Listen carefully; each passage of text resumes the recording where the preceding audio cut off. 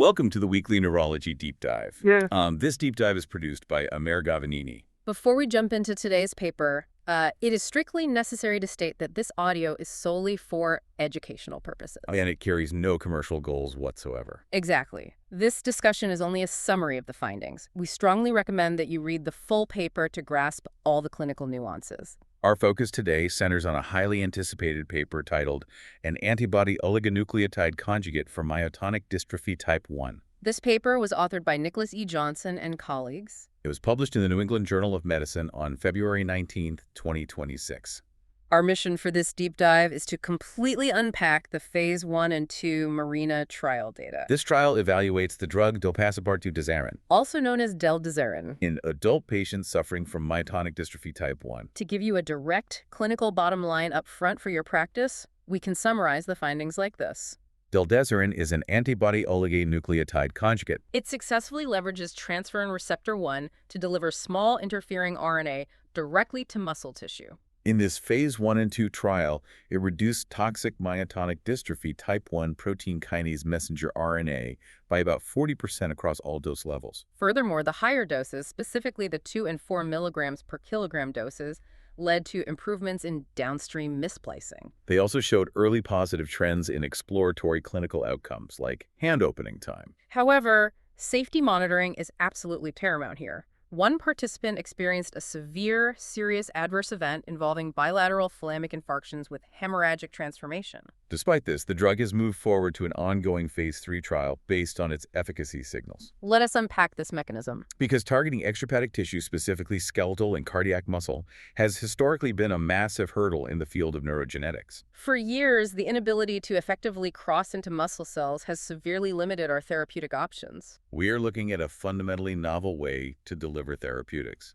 delivering them exactly where they need to go in a disease that is notoriously difficult to manage. You know firsthand how myotonic dystrophy type 1 relentlessly affects multiple organ systems. Your patients experience progressive muscle weakness, impaired mobility, and a decreased life expectancy. There are currently no approved disease-modifying therapies, making this paper incredibly significant for our field. The cleverness of the drug design is truly the centerpiece of this trial. To fully appreciate the innovation here, we must briefly revisit the pathophysiology of the disease. Specifically, the physical mechanism at play within the cell. Myotonic dystrophy type 1 is caused by a CTG trinucleotide repeat expansion. That expansion occurs in the myotonic dystrophy type 1 protein kinase gene. And it results in a toxic gain-of-function transcript. Those transcribed messenger RNAs form hairpin loop structures. They physically sequester essential RNA-regulating proteins. The most notable of these are the muscle-blind-like proteins. It essentially acts like a microscopic sponge inside the nucleus. It just soaks up all those functional muscle-blind-like proteins. Once those proteins are trapped, they cannot perform their normal duties. The result is global missplicing across a vast array of transcripts, which ultimately manifests as the diverse and severe clinical symptoms you see in your patients. Everything from myotonia to cardiac arrhythmias. Historically, the major challenge in addressing this toxic messenger RNA has simply been delivery. We know that small interfering RNAs can degrade targeted transcripts very effectively in a laboratory setting. The problem is their physical properties. Small interfering RNAs are approximately 12 kilodaltons in size. And they are highly water-soluble. Because of those physical properties, they struggle immensely to enter extrahepatic cells. Cells such as skeletal and cardiac muscle. They simply cannot cross the cell membrane in sufficient therapeutic quantities when administered systemically. They typically end up being cleared by the liver or kidneys, long before they ever reach the affected muscle tissue. That is exactly where the elegant solution of Del-desiran comes into play. Acting essentially as a Trojan horse. The developers conjugated the therapeutic's small interfering RNA to a monoclonal antibody. An antibody that specifically targets transferrin receptor 1. By doing this, they effectively hijack this endogenous receptor. The transferrin receptor 1 mediates the internalization of the entire antibody oligonucleotide conjugate, pulling the small interfering RNA directly into skeletal and cardiac muscle tissues. Once inside the cell, the conjugate is internalized. And the small interfering RNA utilizes the endogenous RNA-induced silencing complex. This complex selectively degrades the toxic myotonic dystrophy type 1 protein kinase messenger RNA. By destroying that toxic transcript, you are suddenly freeing those trapped muscle-blind-like proteins. allowing them to return to their normal function of regulating cellular splicing. The architecture of the MARINA trial was designed to test precisely this novel mechanism. This was a 6-month, multi-center, double-blind, randomized, placebo-controlled trial. The researchers divided it into two main parts to carefully assess both safety and dosing kinetics. Part A involved a single dose of 1 milligram per kilogram of the drug versus a placebo. This allowed them to establish an initial safety baseline, Part B utilized a multiple ascending dose design. where participants received 3 doses administered about 6 weeks apart. In this part, participants received either 2 milligrams per kilogram or 4 milligrams per kilogram. Again, compared against a placebo group. Looking at the patient demographics gives us a clear picture of who this drug is aiming to help. 38 participants received at least 1 dose of the drug across the entire trial, The average age of these participants was 42 years. and about 74% of the cohort were women. To understand their baseline physical function, we look at their mobility metrics. The average 10-meter walk-run test for these patients was about 7 seconds. That baseline metric is quite revealing. For a 42-year-old adult, taking about 7 seconds to complete a 10-meter walk or run demonstrates a significant level of mobility impairment. It paints a vivid picture of the clinical burden these patients carry every single day. It absolutely does. Furthermore, it is important to note an essential contextual detail regarding the trial population between the 2 phases. Participants enrolled in Part B actually had more severe disease characteristics at baseline compared to those in Part A. This difference occurred because of a protocol amendment introduced during the trial. The researchers altered the inclusion criteria, They allowed for the enrollment of patients with more severe weakness. as well as those presenting with liver enzyme elevations. Understanding that baseline severity is crucial when we evaluate the clinical outcomes later, But first, we must discuss the primary endpoint of the MARINA trial. which was safety. As a clinician, evaluating the safety profile of a completely novel delivery mechanism is paramount. Especially one that hijacks a ubiquitous receptor like transferrin receptor 1, safety is always the absolute first priority before looking at any efficacy data. Analyzing the safety data strictly, the majority of the adverse events that emerged during the treatment period were mild to moderate in severity. The most common issues reported by participants were pain from the muscle biopsy procedure itself, headache, and nausea. These are generally manageable in a standard clinical setting. However, our crucial clinical focus must be on the 2 severe, serious adverse events reported during the trial. Let us examine those closely. The first of these events was deemed non-drug related by the investigators. It involved respiratory failure resulting from an adverse reaction to opioid pain medication. This occurred following an elective hemorrhoidectomy surgery in a participant within the 2 milligram per kilogram group. Given the known sensitivities of patients with myotonic dystrophy to central nervous system depressants, this event aligns with the established risks of the disease. Rather than a direct toxic effect of the trial drug itself. Exactly. The second severe, serious adverse event, however, is the one that demands our closest attention. This event was deemed drug-related and is highly relevant to your clinical practice and patient monitoring strategies. A participant in the highest dose group, the 4 milligram per kilogram group, developed symptoms of memory loss and visual impairment. Crucially, this occurred within 24 hours of receiving their very first infusion of the drug. The timeline there is striking. Within a single day of the first dose, you have acute neurological deficits. The initial CT of the brain, obtained shortly after symptom onset, was unremarkable. We know from daily practice that an early CT can often be negative in the hyperacute phase of ischemia. But a subsequent MRI of the head, performed several days later, revealed a very different and much more concerning picture. The MRI showed bilateral thalamic infarctions with hemorrhagic transformation. Specifically localized in the lateral geniculate nuclei. This precise localization elegantly, albeit unfortunately, explains the visual impairment the patient experienced. Finding bilateral ischemia with subsequent hemorrhagic transformation is a major neurological event. It understandably resulted in the immediate discontinuation of treatment for that specific participant.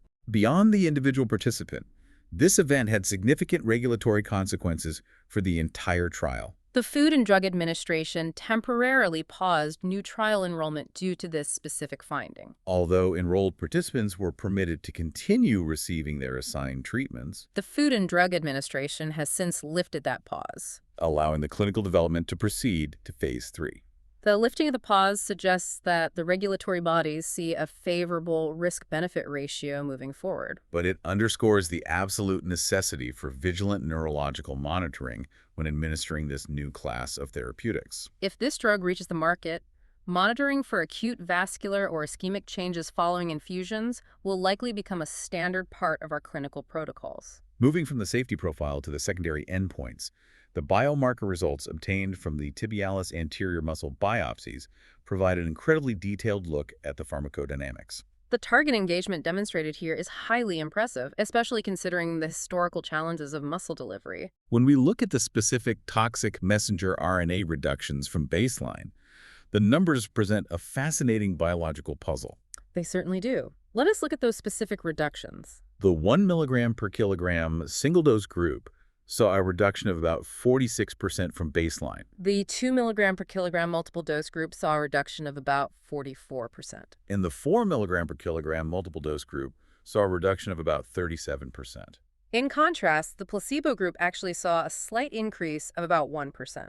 Let us pause here and highlight the apparent paradox in this data. You might immediately wonder why the lowest dose reduced the target messenger RNA by about 46%. Which is mathematically just as much, if not slightly more, than the highest multiple doses. Yet, despite this massive reduction in toxic transcripts, that same 1 milligram per kilogram dose completely failed to improve the downstream missplicing score. To understand this mystery, we must examine the missplicing data closely alongside the messenger RNA data. The trial measured a composite score of muscle-specific genes to see if degrading the toxic RNA actually fixed the cellular machinery. The 2 milligram per kilogram group improved missplicing by about 17%. And the 4 milligram per kilogram group improved missplicing by about 16%. However, the 1 milligram per kilogram group only improved by about 3%. So we have a situation where a single 1 milligram per kilogram dose successfully degrades nearly half of the toxic messenger RNA inside the muscle cell. Yet barely moves the needle on correcting the actual disease pathology at the splicing level. Why does cutting the toxic transcript in half not immediately fix the cell? The critical takeaway from this discrepancy relates to the kinetics of the cellular environment. And the concept of a therapeutic threshold. The data suggests that the lowest dose likely hits the maximum cleavage response possible for the myotonic dystrophy type 1 protein kinase messenger RNA. The biochemical degradation by the small interfering RNA is maximized very early on. However, simply cleaving the messenger RNA once is not enough to correct the deep-seated splicing defects. It is a matter of duration, not just magnitude. To achieve meaningful biological correction, the toxic messenger RNA must be suppressed below an unknown specific threshold. For a sustained period of time. A single dose, even if it causes a massive initial drop in toxic transcripts, does not maintain that suppression long enough for the cell to recover. Precisely. Remember our analogy of the sponge. Even if you destroy half the sponges, the remaining ones are still soaking up the proteins. Only the multiple higher doses administered in Part B allowed enough time for the functional muscle-blind-like proteins to physically accumulate in the cell. You need sustained suppression to allow the previously sequestered proteins to build back up to functional levels. And durably fix the splicing errors. With that mechanistic understanding of sustained suppression in place, let us look at the exploratory efficacy endpoints. These are the clinical signals observed at day 183 of the trial. For the video-assessed hand opening time, which is a classic practical measure of myotonia and daily hand function. The 4 milligram per kilogram group improved by about 3 seconds. Additionally, looking at muscle strength via the composite quantitative muscle testing. The 4 milligram per kilogram group improved by about 4% of their predicted normal value.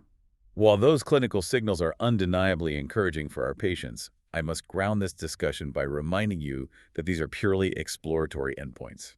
The trial was not powered to definitively prove clinical efficacy, and the sample sizes in these specific dose groups are quite small.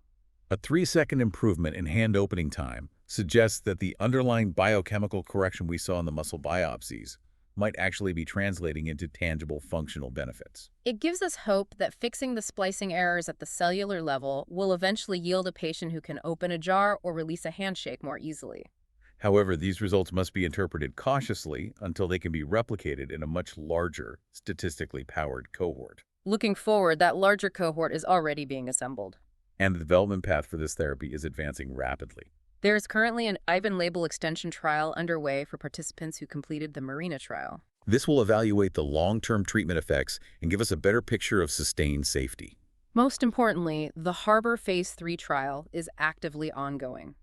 This Phase 3 trial is specifically evaluating the 4 mg per kilogram dose of Del-desiran. Administered every 8 weeks. This dosing schedule directly builds upon the pharmacokinetic and splicing data we just discussed, Aiming to maintain that sustained suppression of the toxic messenger RNA to allow those crucial muscle-blind-like proteins to do their jobs. to ensure the key clinical takeaways from this deep dive are firmly cemented for your practice. I will repeat our practical summary. Del-desiran utilizes a novel transferrin receptor 1 monoclonal antibody to effectively deliver therapeutic small interfering RNA directly into extrahepatic muscle tissue.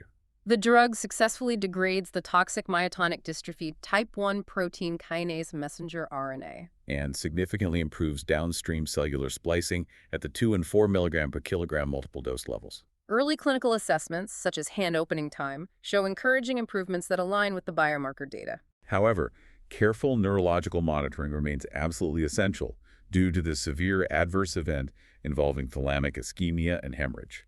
The forthcoming Phase 3 data will ultimately be the deciding factor for this drug's future in our clinics. Consider how this specific transferrin receptor 1 antibody delivery system could reshape the landscape of our field.